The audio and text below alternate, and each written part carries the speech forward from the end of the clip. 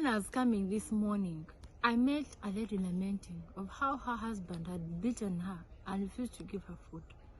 Is this how we are treating our fellow human beings with whom we share a bed, with whom we share a house? Good afternoon, ladies and gentlemen. I'm honored to be with you, great men and women, on this occasion.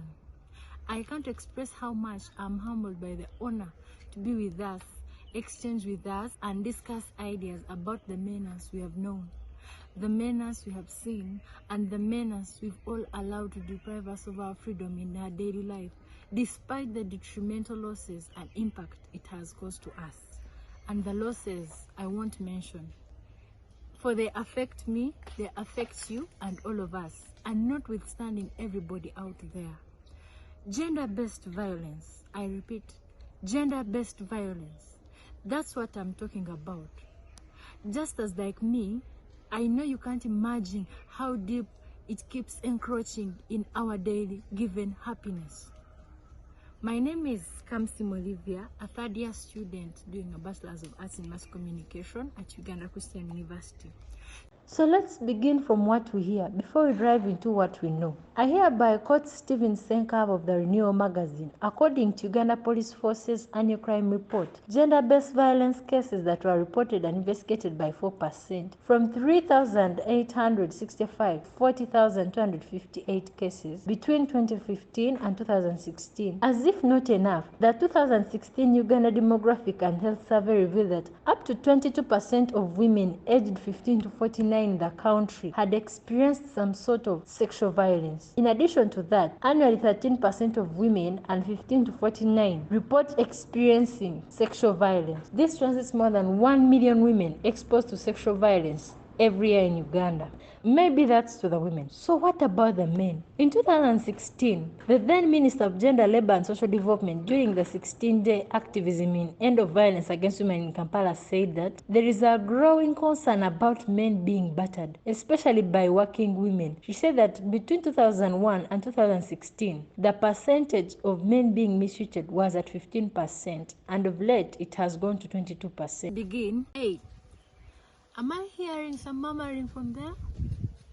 Are the men ashamed? No, it's for us all to be safe.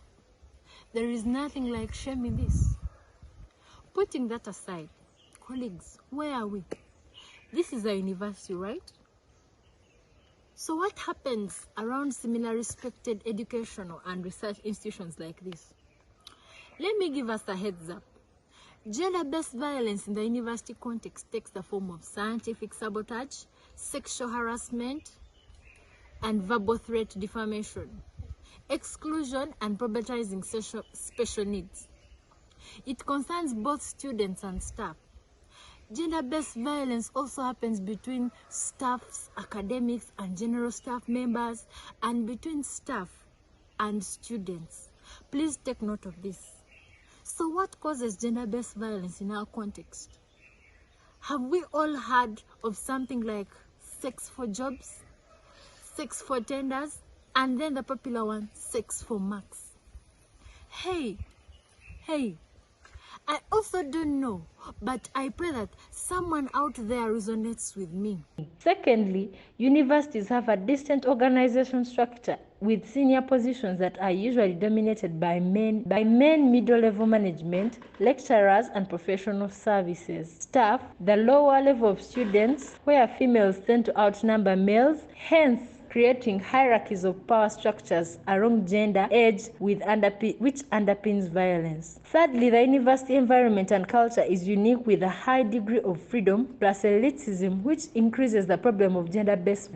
Some staff members are more vulnerable due to short-term contracts and insecure job conditions, whereas for the students, there is a tendency of normalizing sexism on campus and reduces premises and residence premises. To make matters worse, there is some laissez-faire attributed to whereby some victims do not always recognize their experience as violence, but tend to underplay the seriousness of what they have experienced due to fear of being labeled and unbelieved, or even revenge. Hope we are still together. So what can we do? What should we do? and what can't we look down on? Given the fact that gender-based violence is underreported, under-researched, and underestimated in Uganda context, it would be hard to address it due to grievance prevalence levels. However, responses to gender-based violence can come from staff unions, the University Student Guild, the University Police personnel compliance systems must protect victims against retaliation and provide them with timely support. By and large, if we can't work against gender-based violence in the places where knowledge about the same is generated, then we can never end gender-based violence in other parts of the society. Thank you for listening to me for this long. I pray that what works for me works for you and works for us all. Let's say no to gender-based violence. I remain Olivia Speech.